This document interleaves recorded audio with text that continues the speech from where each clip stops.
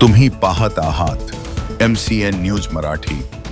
बुलढाणा जिल्ह्यातील नांदुरा तालुक्यातील माळेगाव ते पिंपळगाव राजा दरम्यान पंतप्रधान ग्राम सडक योजनेअंतर्गत तयार करण्यात आलेला 15 किलोमीटरचा रस्ता सध्या चर्चेचा विषय ठरत आहे। या रस्त्यावर एकही पूल न बांधता झिगझॅग पद्धतीने रस्ता तयार करण्यात आल्याचा गंभीर आरोप ग्रामस्थांकडून करण्यात येत आहे।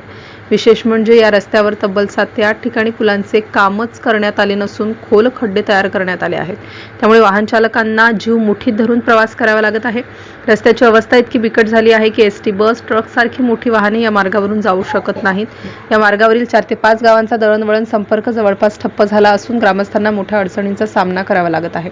संतप्त ग्रामस्थांकडून संबंधित इंजिनियर आणि ठेकेदाराचा शोध घेतला जात असल्याची माहिती समोर आली आहे। दरम्यान शासनाने या संपूर्ण कामाची तातडीने चौकशी करून संबंधितांवर कठोर कारवाई करावी अशी मागणी आता जोर धरू लागली आहे। MCN न्यूज मराठीकरिता गजानन खंडारे, पिंपळगाव राजा।